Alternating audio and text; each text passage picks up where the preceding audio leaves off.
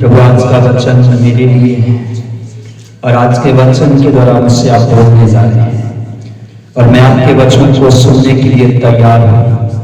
मेरे कानों की खुजली दूर हो जाए, मेरे मन की कठोरता जाती रही मेरे परमेश्वर, और मेरे मन की मूर्खता मुझमें से दूर हो जाए और ये मन आज तेरी बातें सुनकर जाए और मेरे रास्ते, मेरी आदतें, मेरे काम तेरे खुदावंद तेरे पाक वचन के अनुसार होने पाए। खुदावंद तू बोलता है अपने लोगों को अनुग्रह दे सुनने के लिए। तो सामर्थ है तेरे लोग इस सामर्थ की बातों को सहन करने पाए और तेरा वचन एक ओढ़ने वाली चादर के समान है। खुदावंद तेरे लोग एक वस्त्र के समान तेरे वचन को पहन लेने पाए और वो सारी मैल भरी जिंदगी की लाइफ से धुल जाए और प्रभु ये पवित्र वस्त्र पहनकर तैयारी करें, दुल्हन के रूप में आ जाए और इनका श्रृंगार तेरा कलाम हो मेरे प्रभु जी। अपने आत्मा का कब्जा कर, अपने रूह का कंट्रोल कर, इनके मन, दिल, दिमाग में उठने वाली सारी विचारधाराओं को, इस समय कंफ्यूजन्स को, टाइम को, कई ऐसे विचारों को लाने वाली सारी आत्माओं तुम्हें यीशु जी के जिंदा नाम से आज्ञा करता हूँ। इनके विचारों, मन, दिल, दिमाग के समयों से दूर रहो और खुदावंद यीशु के नाम से पिता तेरे मददगार दूर तेरे आत्मा की जिंदा शक्ति इन पर कंट्रोल करे। इन्हें सुनने के लिए और अपने दास को बोलने की हिकमत दे, यीशु मसीह के नाम से मांगते हैं, आमीन आमीन। सब बोलिए हालेलुया। आप सबको जय मसीह की। प्रभु यीशु जी के मधुर नाम में खुदावंद के घर में एक बार फिर से आपका स्वागत करते हैं और परमेश्वर पिता को धन्यवादित हैं कि जिसने हम सबको इकट्ठा किया है। आमीन हालेलुया हालेलुया।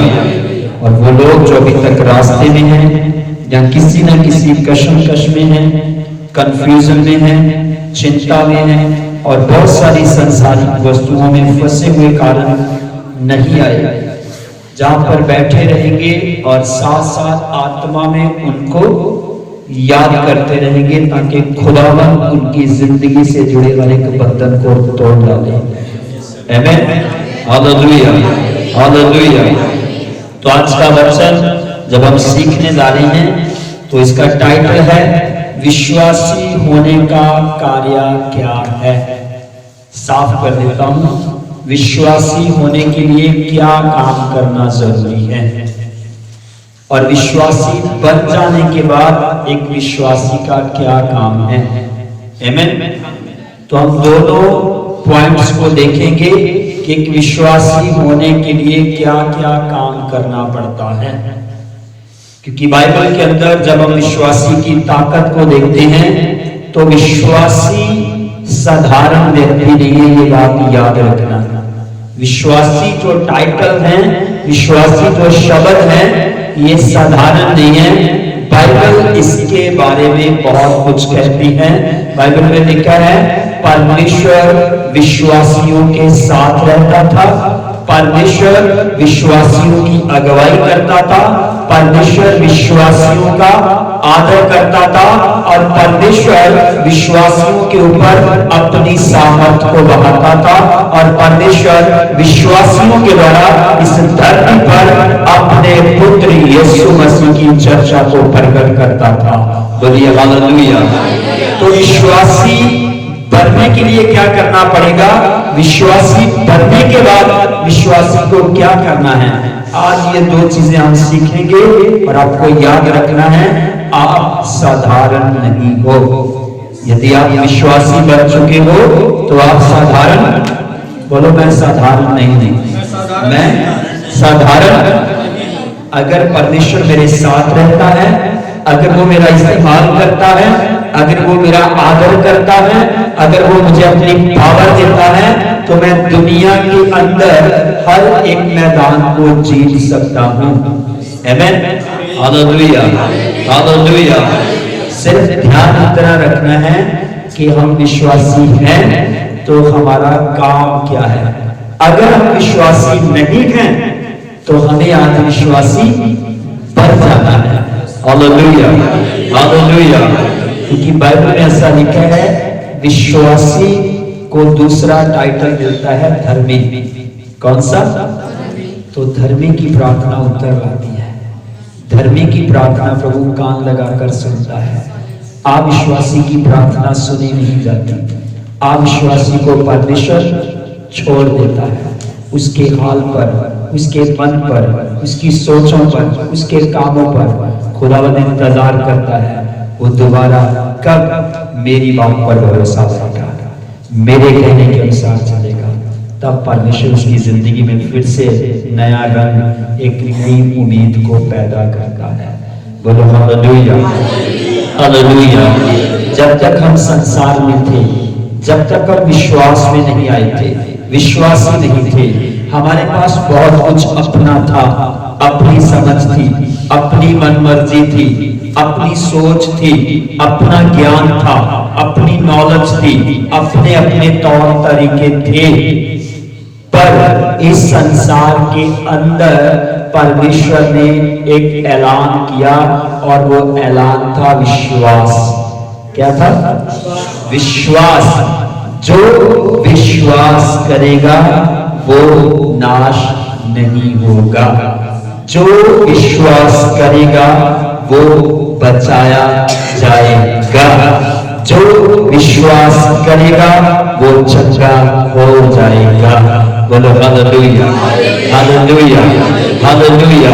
अब जमाने के लोग इसमें थोड़ी सी खिचड़ी पका देते हैं। हाँ हम विश्वास करते हैं, हाँ हम भी विश्वास करते हैं, हाँ हम विश्वास करते हैं। पर बहुतों का विश्वास खोखला होता है, खाली होता है, खोखला होता है।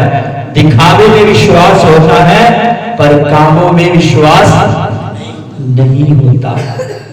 तो वो ऐसी कैटेगरीज के लोग हैं। मैंने 3 शब्द उनके लिए इस्तेमाल किए हैं, ठीक है? आपकी जानकारी के लिए शुरुआत में ही बता रहा हूं। वो झूठे होते हैं, वो अधूरे लोग होते हैं, और वो बीच में लटकने वाले लोग होते हैं, जो इस बात का इस्तेमाल करते कि मैं विश्वास करता हूं, मैं विश्वास रखता हूं, पर वो अगर विश्वास के अनुसार एक्शन नहीं कर रहे तो वो झूठे हैं, वो अधूरेपन में हैं, और वो बीच में हैं। ना तो वो आगे हैं, ना वो पार हैं। अब ऐसा विश्वास उनको, उनकी नैया को, उनकी परिस्थिति को, उनकी हालात को कभी भी बदल नहीं सकता। वो आधी अधूरी जिंदगी में। अब सोचो, अगर आप करियाने की दुकान से सामान खरीदते हो, सुनिए, करियाने की दुकान से सामान खरीदते हो, अगर आप एक ही दुकान पर रोज जाते रहोगे, रोज जाते रहोगे, आप उसको जानते नहीं थे, 100 में से 10% वो आप पर भरोसा करना शुरू कर देता है। हाँ या ना? बोलो हाँ या ना? पर अगर आप उस विश्वास को खो देते हैं, उनके साथ कोई धोखा कर देते हैं, उनके साथ कोई गलती कर देते हैं, तो उसने जो 10% तुम पर भरोसा किया होता, वो भी क्या हो जाता है? उठ जाता है। अब दोबारा तकलीफ करियाने वाले दुकान वाले को नहीं होती, तो वही होती है। क्योंकि तुम्हारी परिस्थिति जब खराब होती है, अब तुम्हें दुकान तो पता है, दुकान वाला भाई साहब भी पता है, तुमने विश्वास खो दिया है, अब वहां से कोई वस्तु तुम लाने की हिम्मत नहीं जुटा पाओगे। मैं कहना चाहता हूं, अगर एक विश्वासी कहता मैं विश्वास करता हूं, पर अगर उसने परमेश्वर के सिस्टम के अनुसार अपने आप को दिया ही नहीं, इसका मतलब परमेश्वर तो वहीं पर खड़ा है। अब उस 2 नंबर वाले विश्वासी को परमेश्वर के पास जाने में कशमकश रहती है, और उसी टाइम का लाभ लेता है शत्रु शैतान, उसी टाइम का। तो वचन में आगे चलते हैं, हम क्यों मुबारक हैं। पहली सीढ़ी को देखेंगे। चलिए प्रेरितों के काम में चलते हैं, उसका दूसरा अध्याय, उसका 38 वचन पढ़िए। जो कहता बोलता है मैं विश्वास करता हूं, उसे विश्वास करने के बाद पहली सीढ़ी चढ़नी है और तभी साबित कर पाएगा कि वो विश्वास करता है। बाइबल के अनुसार विश्वास क्या है और क्या विश्वास करना है। पढ़िए प्रेरितों के काम उसका 2 अध्याय उसका 38 वचन। पतरस ने उनसे कहा, मन फिराओ और तुम में से हर एक अपने अपने पापों की क्षमा के लिए यीशु मसीह के नाम से बपतिस्मा ले, तो तुम पवित्र आत्मा का दान पाओगे। बस बोलिए हालेलुया। अब आपको भी लोग मिलते हैं, लोग तुरंत कहते हैं विश्वास करते हैं, हाँ या ना? लोग कहते हैं हमारे लिए क्या करो, प्रार्थना कर दो। हम क्या करते हैं, विश्वास करते हैं। बाइबल कहती है अगर तुम विश्वास करते हो तो विश्वासी बनने का ये बड़ा काम है। तुम्हें क्या करना पड़ेगा, पापों की क्षमा मांगनी पड़ेगी, तुम्हें तौबा करनी पड़ेगी और पानी का बपतिस्मा लेना पड़ेगा। तब तुम्हारी गिनती बाइबल के अनुसार परमेश्वर की नजर में एक विश्वासियों की लिस्ट में तुम्हारा नाम आता है। अपने आप में तो कोई भी कह सकता है मैं विश्वास करता हूं, हाँ वो अपनी जगह ठीक होता है। वो कहता है मैं किस पर विश्वास करता हूं, एक परमेश्वर पर विश्वास करता हूं। पर उस एक परमेश्वर ने जब मनुष्य के लिए अपने पुत्र को बलिदान के रूप में दिया है, उसके लिए एक सैक्रिफाइस करके दिया है, वो व्यक्ति परमेश्वर के उस पुत्र को जो बलिदान बनकर आया है, मेमना बनकर आया है, मनुष्य के पापों को लेने के लिए आया है, श्राप को उठाने के लिए आया है, वो व्यक्ति परमेश्वर के उस पुत्र पर विश्वास नहीं कर रहा।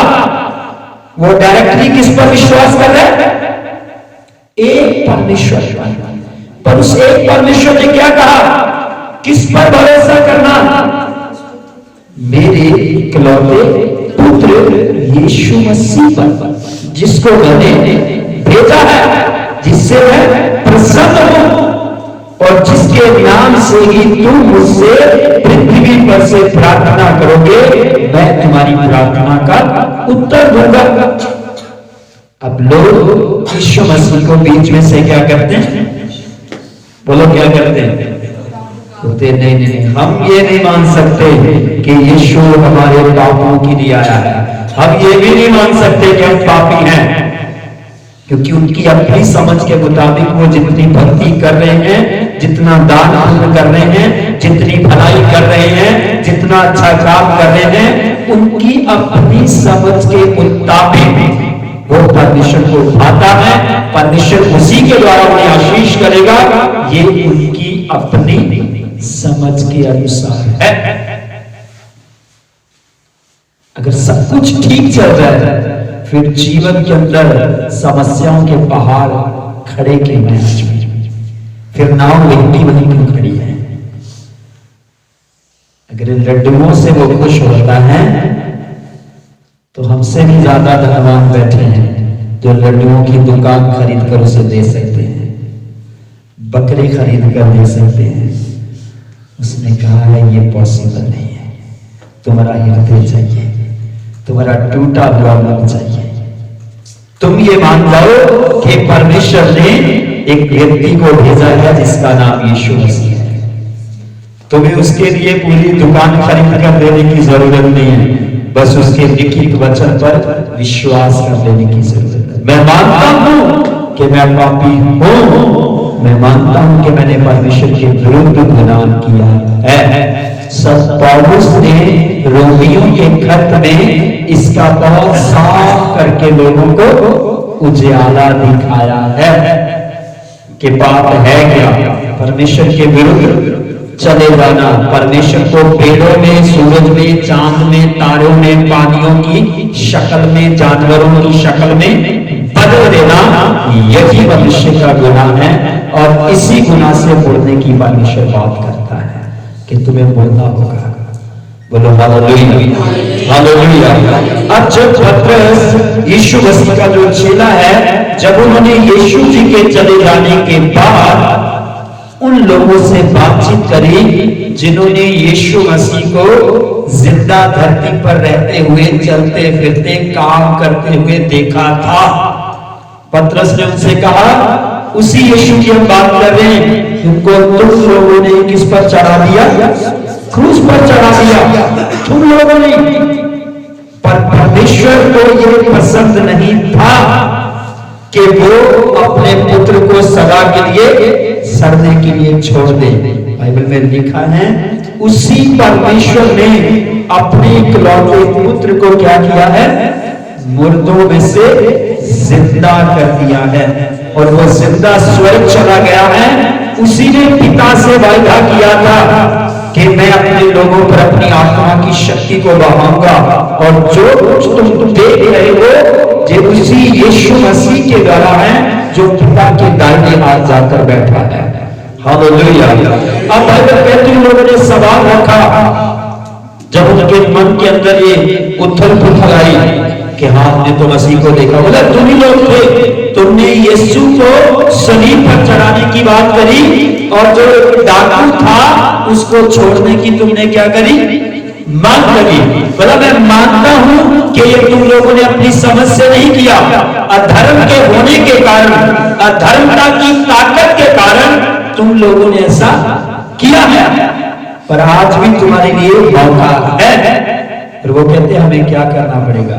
बोला, तौबा करनी पड़ेगी, पापों की क्षमा मांगनी पड़ेगी, और तुम्हें यीशु मसीह के नाम से पानी का बपतिस्मा लेना पड़ेगा, तो तुम्हें भी पवित्र आत्मा का दान मिल जाएगा। बोलो हालेलुया, हालेलुया, हालेलुया। विश्वास करने वाले को पवित्र आत्मा का दान क्यों चाहिए? ताकि वो तौबा करने के बाद अपनी बाकी की जिंदगी खुदावंदी यीशु मसीह के नक्शे कदम पर चले और परमेश्वर का भय मानकर दिन गुजारे। इसीलिए उसे पाप होने की जरूरत है। बोलिए हालेलुया, हालेलुया। और मैं आपसे कहना चाहता हूं, जब हम मरकुस की अंजील पढ़ते हैं, उसका 16 अध्याय, उसका 15 और 16 वचन पढ़े, ये यीशु मसीह की एक आज्ञा है, तौबा करनी और पापों की क्षमा मांगनी, पानी का बपतिस्मा लेना। मनुष्य जो यीशु के पास आना चाहता है, उसे विश्वासी बनने के लिए ये काम, ये रास्ता अपनाना ही पड़ेगा। पढ़ दीजिए, यीशु मसीह ने 2 जगह ये आज्ञा दी है जी। और उसने उनसे कहा, हाँ? तुम सारे जगत में जाकर हाँ? सारी सृष्टि के लोगों को सुसमाचार प्रचार करो। हाँ? जो विश्वास करे और बपतिस्मा ले उसी का उद्धार होगा, परंतु जो विश्वास ना करेगा वह दोषी ठहराया जाएगा। बोलिए हालेलुया। अब यीशु जी ने कहा, तुम जगत के शोर तक जाना, जगत के शोर तक जाना, हर व्यक्ति तक पहुंचना, हर एक जाति तक पहुंचना, और उन्हें यीशु मसीह का सुसमाचार देना। और वो सुसमाचार क्या है? कि परमेश्वर ने अपने पुत्र यीशु मसीह को इस जगत में लाया है, और वो पापी मनुष्य के लिए आया है, और मनुष्य पापी है, और पापी मनुष्य को अपने पापों का क्या करने की जरूरत है? पश्चाताप करने की जरूरत है। आमीन। और तुम्हें तौबा करने के बाद पानी का बपतिस्मा लेना बहुत जरूरी है। और तुम्हारा नंबर किस में आ जाएगा? बोलो, विश्वासियों की लिस्ट में। जैसे ही धरती पर कोई व्यक्ति तौबा करता है, पानी का बपतिस्मा लेता है, वो लोगों की नजर में भी विश्वासी गिना जाता है, और वो परमेश्वर की नजर में भी एक विश्वासी हो जाता है। क्यों? क्योंकि उसने परमेश्वर की बात पर विश्वास किया है। किसकी बात पर? परमेश्वर की बात पर। और परमेश्वर की ही ये बात है, परमेश्वर अपने पुत्र यीशु मसीह के द्वारा अपने चेलों को ये संदेशा दे रहे हैं कि अब लोगों के लिए उद्धार के काम का सिलसिला पूरा हो चुका है, अब इंतजाम हो चुका है। अब तुम्हारा काम है जाकर लोगों को बताओ कि तुम्हारे लिए उद्धार का, मुक्ति का इंतजाम हो चुका है। अब तुम्हारा बचाव हो सकता है। उस बचाव के लिए तुम्हें अपने गुनाहों का पश्चाताप करना है, पानी का बपतिस्मा लेना है और परमेश्वर के साथ उसके पुत्र यीशु पर विश्वास रखते हुए परमेश्वर के लिए एक खरे मजबूत विश्वासी का जीवन शुरू करना है। बोलो हालेलुया, हालेलुया। विश्वासी का मतलब होता है जो किसी बात के अंदर विश्वास योग्य रहने वाला हो। आमीन।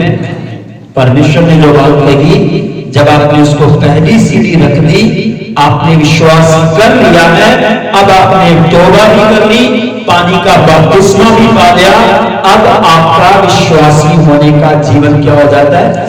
शुरू हो चुका है। विश्वासी होने के बाद आपको करना क्या है? वही काम जो पहले करते थे, वही स्वभाव जो पहले था, वही रास्ते जो पहले थे, वही प्रोग्राम जो पहले थे, वही फेस्टिवल, वही रीति रिवाज, वही परंपराएं, वही रणनीतियां जो आपके पास पहले थी विश्वास करने के बाद। No no no no no no no no. अब तुम विश्वासी हो, अब तुम अपने आप के नहीं रहे, अब तुमने परमेश्वर को हाजिर नाजिर जान लिया है, तुमने अपना जीवन उसे सौंप दिया है। क्योंकि पतरस जी ने लिखा है अपनी पत्री के अंदर, बोलता पानी का बपतिस्मा लेना ये शरीर का नहाना धोना नहीं है। असल में ये बात सत्य ये है कि पानी का बपतिस्मा लेना जाने की अपने आप को परमेश्वर के वश में कर देना है, हाथों में कर देना है।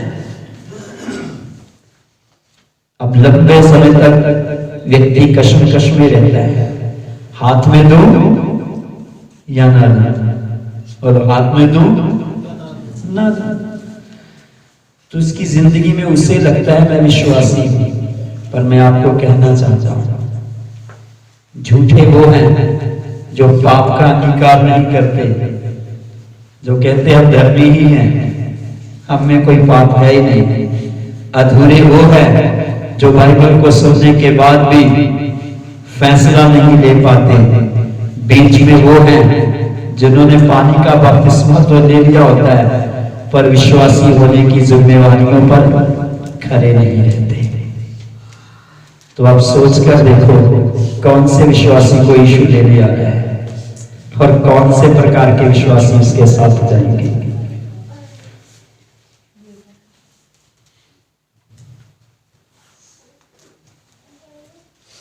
500 का नोट रख दो तो विश्वासी की परख पता चल सकती है।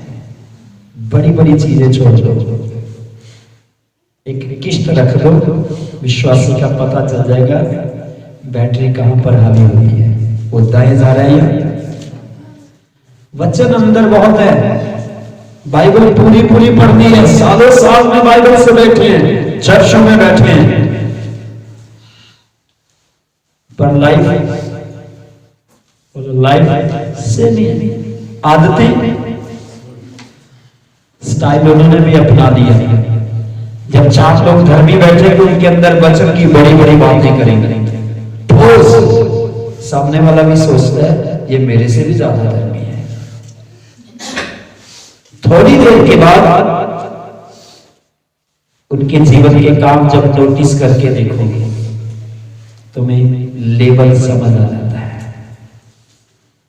विश्वासी को यीशु जी ने कहा तुम मुझसे बड़े बड़े काम करोगे। हेलो, तुम पहाड़ों को हटाओगे।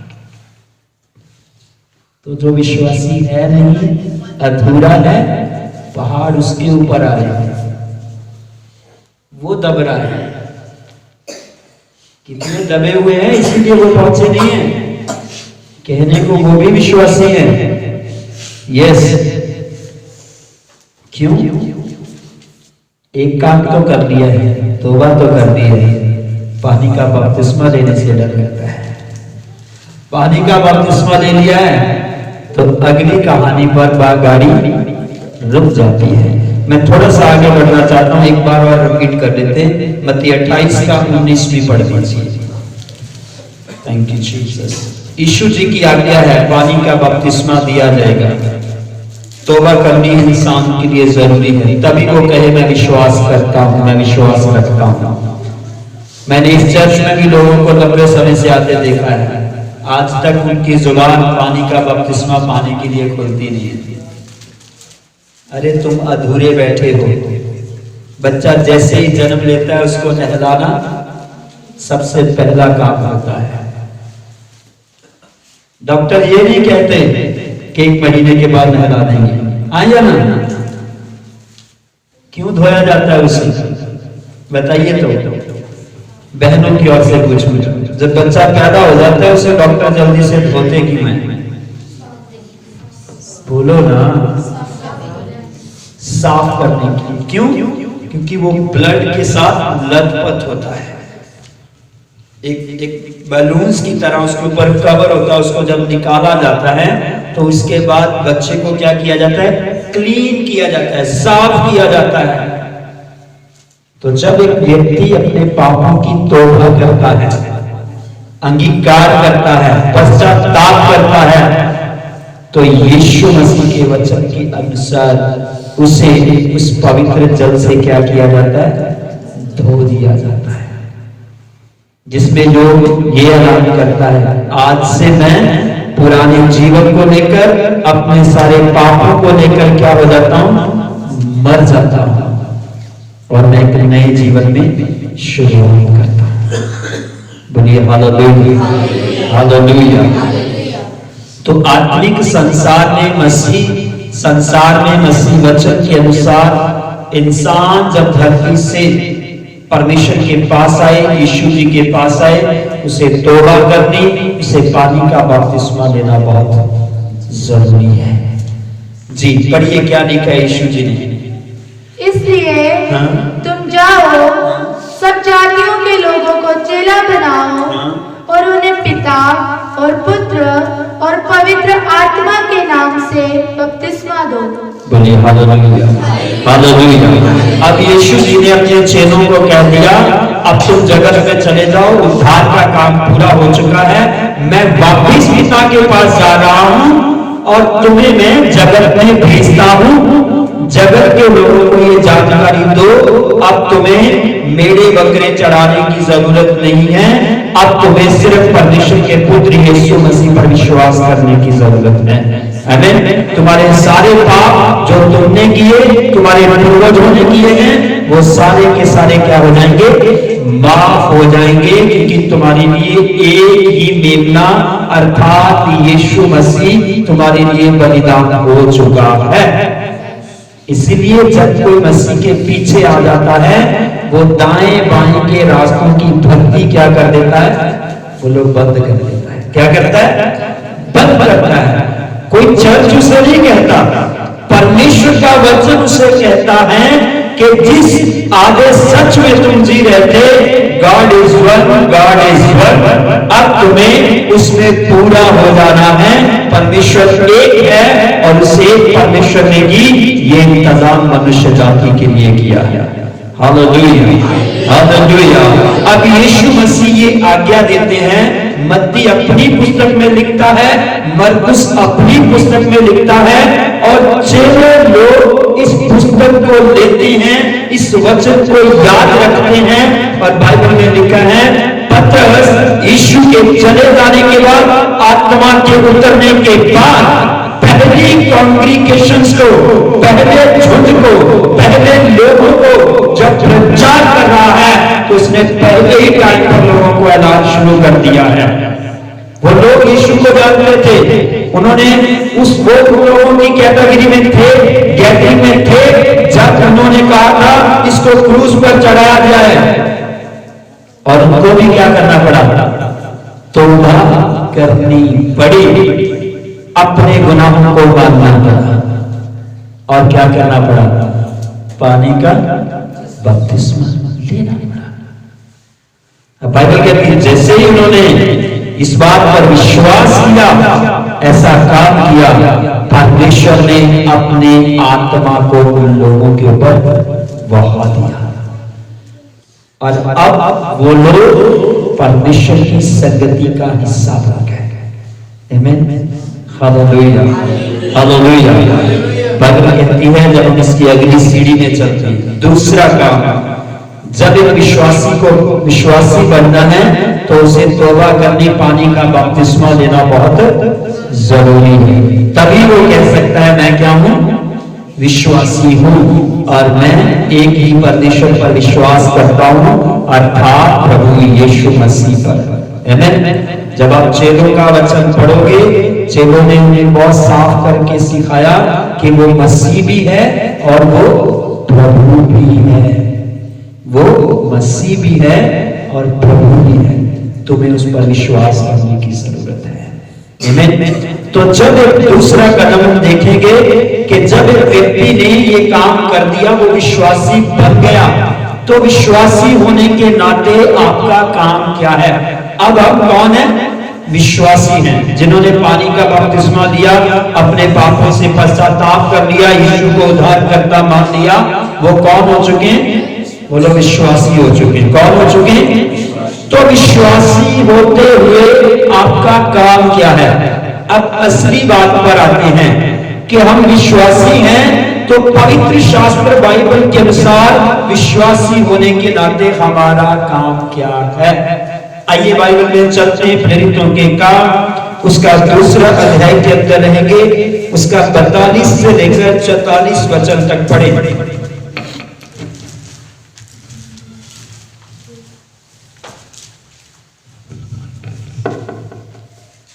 और वे प्रेरितों से शिक्षा पाने और संगति रखने और रोटी तोड़ने और प्रार्थना करने में लोलीन रहे, और सब लोगों पर बैश आ गया, और बहुत से अद्भुत काम और चिन्ह प्रेरितों के द्वारा प्रकट होते थे, और सब विश्वास करने वाले इकट्ठे रहते थे, और उनकी सब वस्तुएं साझे में होती थी।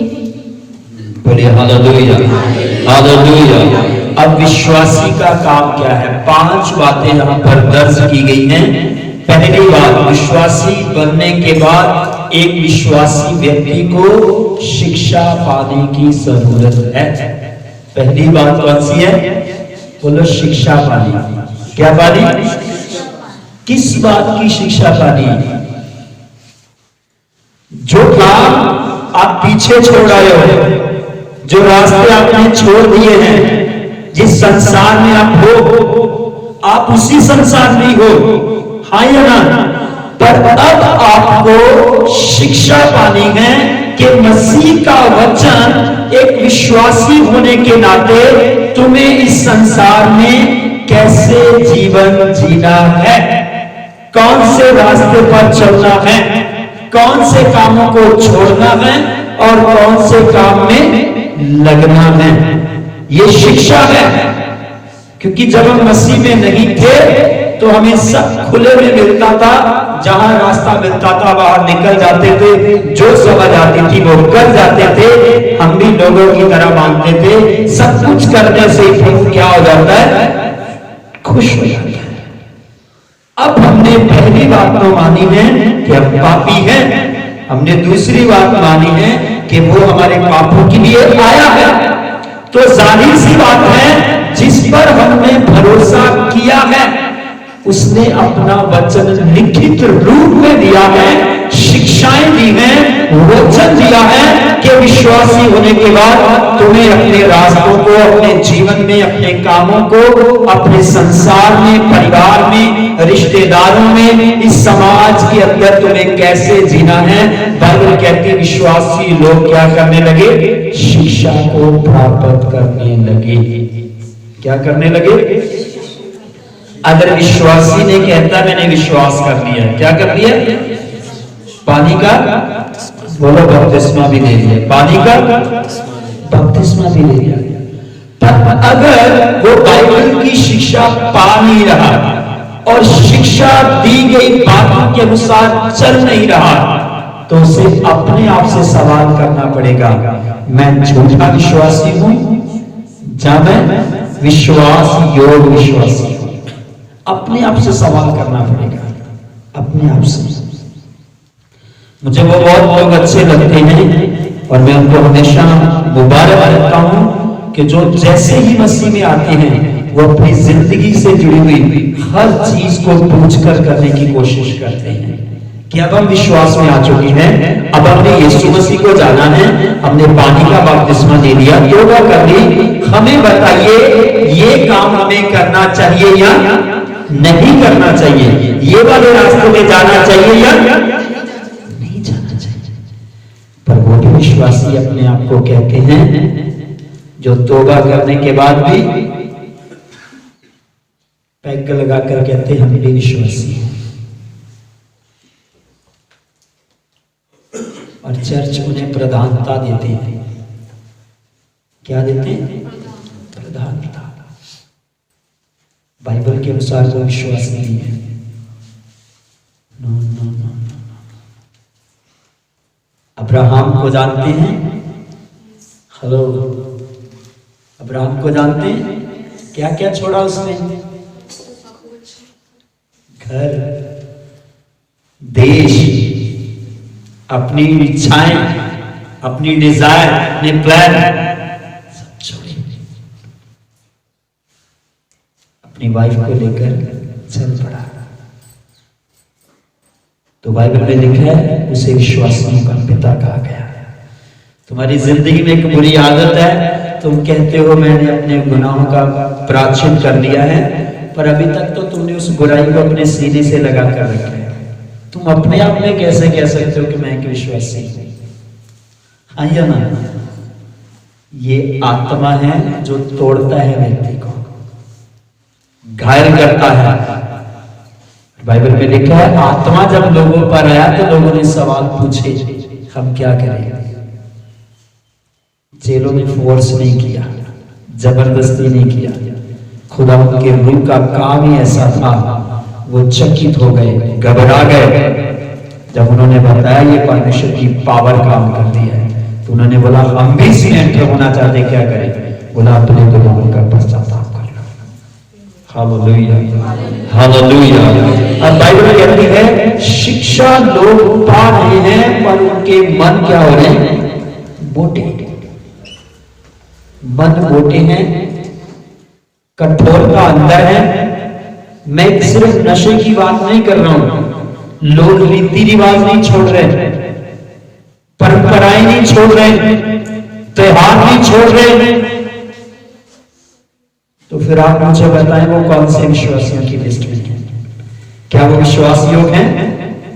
हेलो, विश्वासी होने के बाद पहली सीढ़ी है, बाइबल कहती है इन लोगों ने शिक्षा पानी शुरू करी, क्योंकि बाइबल ऐसा कहती है जब यीशु मसीह संसार में आए तो यीशु मसीह ने इन लोगों को अपने पास लिया और इन्हें लगातार दिन और रात परमेश्वर के वचन की शिक्षा देते रहे और इन्हें इतना मजबूत किया कि इन्हें भी यही काम सौंपा कि जो विश्वास करे उन्हें पहले क्या देना? शिक्षाएं देना।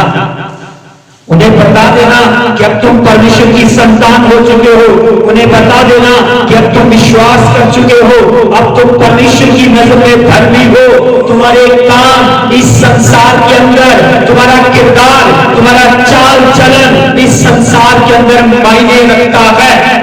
इसे इतना लाइट भी मत लो। बाइबल में लिखा है जो ज्योति के पीछे चलना शुरू कर चुका है वो अंधेरे के काम नहीं कर सकता। और बाइबल में लिखा है तुम्हारे काम उजियाले के अंदर प्रकट होने शुरू हो जाएंगे। बोलिए hallelujah, hallelujah, hallelujah, hallelujah. Bible में लिखा है खुदावंद का प्यार पूरे संसार के लिए है, पूरी पृथ्वी के लिए है। पर परमेश्वर के प्रेम करने का मतलब ये नहीं कि इंसान मनमर्जी और बुराई का जीवन जीता रहे। उसके प्रेम का अर्थ तो ये है, वो तुमसे प्रेम करता है, तुम्हें सदा की मृत्यु में नहीं देखना चाहता। वो इसीलिए तुम्हें वापस लौटा लाने के लिए लगातार इंतजार करता है, इंतजार करता है। वो इस बात से खुश नहीं है कि तुम विश्वास भी करते हो, तुम भी कहते हो यीशु तो मेरा प्रभु है, यीशु तो मेरा प्रभु है, पर जब समय आता है तब वही काम करते हो जो पहले करते थे। तब अपने से पूछो, कहते हो प्रभु मैं झूठा हूं, मैं विश्वास योग्य नहीं। दाऊद को पढ़कर देखिए, जब उसकी जिंदगी में घटना घटी, उसने अपने आप को तोड़ा, वो टूट गया और उसने कहा प्रभु मैं गिर गया, मैं भटक गया, मैं चूर हो रहा हूं, मुझे संभाल। उसने मांग करी, प्रभु मुझे अपनी विधियां सिखा, मैं इस पर चल सकूं, मुझे अपनी आज्ञाओं पर चला, मैं इसमें बना रह सकूं।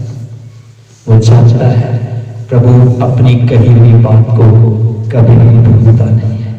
विश्वासी भाइयों बहनों, याद रखो, परमेश्वर शुद्धता नहीं देखता, साफ साफ उसे दिखाई दे रहा है। तुम शिक्षा पाने में आगे बढ़ो। आमीन, हालेलुया, हालेलुया। संसार वही है, दुनिया वही है, जमाना वही है, सूरज भी वही है, हवाएं भी वही है, पानी भी वही है, पर इस संसार की बड़ी जिंदगी में यीशु नाम लेने वालों को बदली हुई जिंदगी में जीना पड़ेगा। हालेलुया। तभी जमाना जानेगा कि तुम मुझे आने की संतान हो, तभी लोग जानेंगे कि तुम यहोवा परमेश्वर का भय मानते हो, तभी लोग कहेंगे नहीं ये परमेश्वर के लोग हैं, ये ऐसा कभी नहीं करेंगे। तुम्हें जमाने को देखकर बदलना है या तुम्हें यीशु के कथन वचनों के अनुसार बदलना है? आनंद तो ये है तुम्हारे कारण कोई दूसरा बदल जाए, ये तुम्हारी सामर्थ्य है। आमीन। अगर तुम उसकी आदतों में, उसके कल्चर में डूब गए तो ये तुम्हारी कमजोरी है, तो तुम्हें शिक्षा पानी जरूरत है। आमीन, हालेलुया। बच्चा जो स्कूल नहीं जाता उसको ऑफिसर लोग बड़े मंच पर खड़ा नहीं होने देते। जो शिक्षा पाता है वो बलवान हो जाता है, और जो बलवान होता है वो शत्रु का सर कुचलने में सामर्थ्य होता है। आमीन, हालेलुया, हालेलुया। दूसरा वचन वहां पर आता है, पहला पॉइंट क्या था? विश्वासी बनने के बाद शिक्षा पानी क्या है? जरूरी है। शादी के लिए शिक्षा है, पारिवारिक जीवन जीने के लिए शिक्षा है, तुम्हारे कामकाज की शिक्षा है, रीति रिवाजों की शिक्षा है, तुम्हारे तन पर बैठे हुए पहरावे की शिक्षा है। बाइबल हर प्रकार की शिक्षा की बात करती है, हर प्रकार की। और वचन में लिखा है ये लोग शिक्षा पाने में लग गए। अब विश्वासियों के आगे मैं आपको रिजल्ट दिखाऊंगा जो शिक्षा पाकर आगे बढ़े। वचन में लिखा है विश्वासियों की संख्या बढ़ती चली गई। आमीन। बढ़ोतरी तब आती है जब तुम्हारे काम देखकर व्यक्ति सोचने पर मजबूर हो जाता है। हालेलुया। दूसरा पॉइंट, दूसरा काम उनका क्या था? हाँ जी, पढ़िए उस वचन को, 42 को। और वे प्रेरितों से शिक्षा पाने और संगति रखने। बस दूसरा पॉइंट क्या है? संगति रखने। संगति हमेशा तुम्हें जरूर मजबूत करती है। संगति तुम्हें क्या करती है? क्योंकि संगति के अंदर आकर तुम एक दूसरे के जीवन को भी देखते हो, भक्ति में आगे बढ़ते हो। संगति का बाइबल कहती है एक असर होता है। क्या होता है? असर होता है।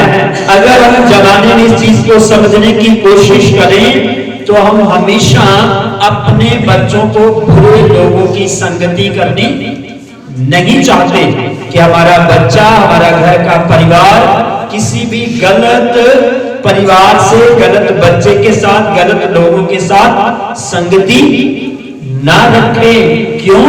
क्योंकि हम जानते हैं बुरी संगति का असर क्या आएगा? बुरा आएगा। तो वचन कहता है दूसरा इनके पास क्या था? संगति। तो हमारी संगति कब होती है? बोलो इतवार के दिन। कब होती है? हफ्ते में कितने दिन? अभी तो हफ्ते में, बोलो कितने दिन होती? एक ही दिन। हफ्ते में एक ही दिन। उसमें भी गाड़ी कैसे चलती है? विदाउट सर्विस वाले सिस्टम से। कैसे चलती? चमत्कारों की बारिश होते जहाज के समान चाहिए। बरकतें आसमान तक छूने वाली चाहिए। मतलब हमारे पास इतना हो कि जमाना हैरान हो जाए। अगर शत्रु को हैरान करोगे तो जमाना हैरान जरूर होगा। आमीन। अगर शत्रु की चुंगल में फंसते जाओगे जमाना हैरान नहीं होगा। याद रखना, जिसे तुम्हें सताना था वो खुश होना शुरू हो जाएगा। बाइबल में लिखा है ये विश्वासी है। अब इनकी संगति क्या हो रही है? बढ़नी शुरू हो चुकी है। आमीन। संगति में क्या क्या होता है? प्रार्थना होती है, संगति में आराधना होती है, संगति में उस्तत होती है, संगति में धन्यवाद होता है। संगति के अंदर आकर हम परमेश्वर के कामों को, परमेश्वर के नाम को ऊंचा करते हैं। आमीन। और ये बात परमेश्वर के हृदय को टच करती है, छूती है। प्रभु मुबारक कहता उन लोगों को जो दिन रात उसकी हजूरी में बैठे रहते हैं। आमीन। और तुम मुबारक हो जो हर सप्ताह आकर अपने परमेश्वर के साथ क्या करते हो? संगति करते हो। क्योंकि परमेश्वर का स्वभाव, परमेश्वर का आत्मा तुम पर वो बरसाता है। आमीन। और तुम्हारे विश्वासी होने का कद काट क्या होता है? बढ़ता चला जाता है। Hallelujah, hallelujah. तो संगति को अनदेखा करने वाले, संगति के अंदर कमजोर पड़ने वालों को ये सीखने की जरूरत है कि संगति मेरे लिए बहुत लाभकारी है। संगति तुम्हारे बच्चों को बुरी सोसाइटी से बचाती है। आमीन। अगर तुम संगति करोगे तुम्हारे बच्चे भी संगति करेंगे। तुम्हारे बच्चे भी अगर संगति करेंगे तो तुम्हारे परिवार में मजबूती आएगी। अगर वो मजबूती कायम रहेगी तो नशा, व्यभिचार, तलाक, सारी गंदी ताकतें तुम्हारे बाल बच्चे और घर परिवारों में काम नहीं करेगी। क्योंकि परमेश्वर ने कहा है कि मैं तुम्हें पीढ़ियों से पीढ़ी तक बढ़ाता चला जाऊंगा और तुम्हारी पीढ़ियों पर आशीष दिया करूंगा। आमीन, हालेलुया। पर जो संगति से निकल जाते हैं, संगति को महत्व नहीं देते, संगति को समझ नहीं पाते, वो लोग कहीं ना कहीं संसार की बुराई को फिर से वापस ले लेते हैं। मैंने अपने जीवन में अनुभव किया है, जैसे जैसे मैं निर्णय लेता था प्रभु मैं संगति में और बढ़ूंगा, वैसे वैसे बड़ी बड़ी ऑफर आते थे। जब मैं विश्वासी था, पहले दिहाड़ी 150 रुपया है, एतवार की दिहाड़ी 500 रुपया है, वो भी कैश में, और हफ्ते की दिहाड़ी 3-3 हफ्ता मिलती नहीं थी, और देने वाला भी विश्वासी नहीं था। पर मैं मजबूत था, मैं आपको बताता हूं। मैं बोलता सामान भी बड़ा है, आपकी दुकान भी बड़ी है, जय मसीह की, मंडे से भी नहीं आई। तो मेरा ये स्टाइल, उसकी आदत बदल गया, उसकी दुकान को ताला लग गया संडे वाले दिन से। आप समझ रहे हैं? आपको डर लगता है, क्या लगता है? डर लगता है। डरते रहोगे तो मजबूत नहीं हो सकते। मजबूत होना है तो डर पर फतेह पानी पड़ती है। आमीन। गाना तो बहुत जल्दी से गाते हैं, जय दरवाजा बंद हो गया दूजा खुल जाएगा। गाना तो बहुत अच्छे से गा लेते हैं, पर जब दरवाजा बंद हो रहा है तो देने नहीं, खुले रहने। यीशु वाला बंद कर लेते हैं, कोई बात नहीं, यीशु हमारा अपना ही है, उसको सब मालूम है। अगर मैं 3 हफ्ते भी नहीं जाऊंगा तो प्रभु तो सब जानता है। प्रभु यही तो देख रहा है कि तेरी मजबूती कहां पर है। यूनिटीज के अंदर पावर काम करती है। आमेन, हालेलुया, हालेलुया। जो काम तुम अकेले नहीं कर सकते, तुम्हारे 2-4 जी नहीं कर सकते, खुदा की हजूरी में वो काम हो जाते हैं। आमेन। जब हम अलग अलग भाषा, अलग अलग सोच के लोग इकट्ठे हो जाते हैं, किसी का रिश्ता बहुत गहरा है, किसी का थोड़ा है, बाइबल कहती है अगर कोई कमजोर है तो उसे कहां इकट्ठा कर, अपने साथ संगति में ले ले। इसका मतलब संगति में वो तकड़ा हो सकता है। आमेन, हालेलुया। अगर विश्वासी संगति से बाहर है, इसका उल्टा करके देख लीजिए। अगर संगति में तकड़ा हो सकता है तो संगति से बाहर रहने वाला व्यक्ति बाइबल की शीशा में कमजोर पड़ जाएगा। पुराने जीवन में, पुरानी आदतों में शैतान उसे खींच लेता है। इसलिए हमें संगतियां करने का खुदा ने धरती पर मौका दिया है। उसने बोला आपस में इकट्ठे रहना, आमीन, जोड़ते रहना, प्रार्थनाएं करते रहना। तीसरा पॉइंट जल्दी से कवर करते हैं, रोटी तोड़ना। तीसरा है रोटी तोड़ना। जब अगर हम थोड़े लोग रहते हैं, जब हम आपस में इकट्ठा भी होते हैं तो क्या करते हैं, भोजन करते हैं। क्या करते हैं, भोजन करते हैं। जानी कि ये बात हम आनंद को दर्शाती है कि जब कोई खुशी के साथ इकट्ठा होते हैं तो उस खुशी में लोग किसको ऐड करते हैं, वो लोग खाने पीने को। किसको ऐड करते हैं, खाने पीने को। खाना पीना एक खुशी का हिस्सा है। आप इसे कभी भी नोट करके देखें, चाहे गर्मी के दिन हो चाहे खुशी के दिन हो, पर इसके बीच में एक टेबल लगाया जाता है जो खाना पीना होता है। हाँ या ना? क्यों? क्योंकि आप एक दूसरे को के दुख को, एक दूसरे के दर्द को, एक दूसरे की भूख और जरूरत को जानते हैं। आपको मालूम है कि चाहे दुख है पर शरीर भोजन के बिना कमजोर पड़ जाएगा। तो आप क्या करते हो फिर? तो इसीलिए प्रभु ने अनुग्रह दिया चर्च को कि हम जब जब भी संगति में इकट्ठे होंगे भोजन किया करेंगे। बोलो हालेलुया, हालेलुया। क्योंकि ये प्रेम है। ये क्या है? प्रेम है। आमीन। तो हम खुदा के वचन में और आगे बढ़ना चाहते हैं। चौथा पॉइंट पढ़िए। प्रार्थना करने में पंजाबी हिंदी में पढ़ रहे हैं। मेरी बाइबल में लिखा है अटल प्रार्थना। कौन सी? अटल प्रार्थना। विश्वासी का काम क्या है? किसमें लगा रहे? प्रार्थना करने में लगा रहे। प्रार्थना करने में लगा रहे। क्यों जरूरी है ये? प्रार्थना ही तुम्हें प्रभु में सरगर्म रखने का काम करती है। प्रार्थना ही तुम्हें परमेश्वर के निकट और परमेश्वर का भय मानते रहने के लिए उत्तेजना और तुम्हारे अंदर प्रभाव को पैदा करती है।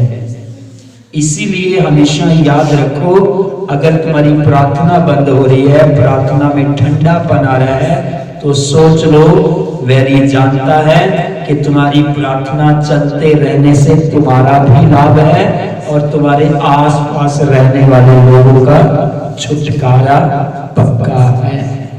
इसीलिए वो इस आग को बुझाने की क्या करता है? कोशिश करता है। रोटी बंद होती किसी की? नहीं। नहाना धोना भी बंद नहीं होता, खरीदारी भी बंद नहीं होती, आना जाना भी बंद नहीं होता। हाँ या ना? कोई ऐसा काम है जो रुकता है? नहीं, सब चलते जाते हैं, चाहे कितनी तकलीफें हो। पर दुख के समय, कठिनाई के समयों में विश्वासी लोगों की प्रार्थना क्यों रुक जाती है? ये सोचने वाली बात है। हेलो, सोचने वाली। प्रार्थना के लिए बहाने और रोटी खाने के लिए कोई बहाना नहीं, रोते रोते भी खा लेते हैं। तो मैं कहता हूँ दुख में भी प्रार्थना करो। प्रभु जी ने कहा तुम्हारे आंसुओं की मैं कदर करता हूँ, कुप्पी में रख लूंगा।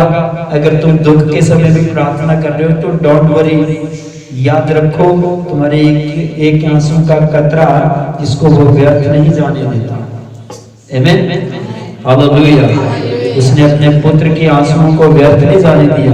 बाइबल कहती है पुत्र बहुत कठिनाई से गुजरने वाला था, उसके आंसू तो खून पसीने की मानद टपक रहे थे। तो आप सोच कर देखिए, उसने उस आखिरी पड़ाव में भी प्रार्थना की। क्रूस पर चढ़ते समय में भी प्रार्थना करी, अपना प्राण त्यागते समय भी प्रार्थना करी। वापस चले जाने के बाद आज भी वो अपने लोगों के लिए प्रार्थना कर रहा है। बोलो हालेलुया, हालेलुया। तो वचन में लिखा है विश्वासी को अटल मजबूत रीति से प्रार्थना करते रहना जरूरी है। लास्ट पॉइंट पर आ रहा है, वचन में लिखा है सब इकट्ठा रहते थे। कैसे रहते थे? यहाँ पर तो इकट्ठे रहने का शब्द है, वो सब इकट्ठे रहते थे।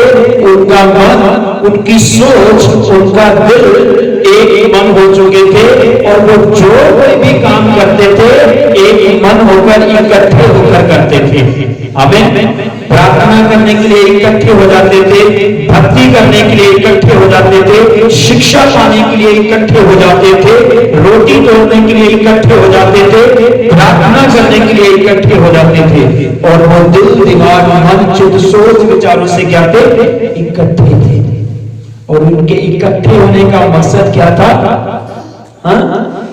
हेलो, इकट्ठे होने का मकसद क्या था? वचन में लिखा वो लगातार जब इकट्ठे होकर रहे तो अगर किसी के पास कोई कमजोरी होती थी, किसी की कोई जरूरत होती थी, उनका मन इतना आपस में मिला हुआ था, वो एक दूसरे की क्या करते थे? बोलो, मदद करते थे। क्या करते थे?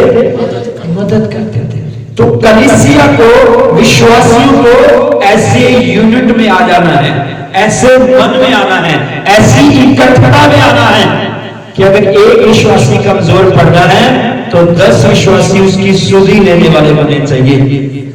अगर एक विश्वासी के पास 5 रुपए भाड़ा नहीं है तो 10 विश्वासी उसे भाड़ा देने के लिए खड़ा हो जाना चाहिए। हम तेरे साथ हैं, चिंता मत कर, परमेश्वर तुम्हें अनुग्रह बख्शेगा।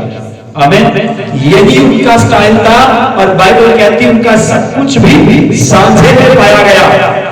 और अगर वो इतना मन से, दिल से, दिमाग से इकट्ठे रहते थे तो परमेश्वर उनमें और लोगों को ऐड ऑन करता चला गया।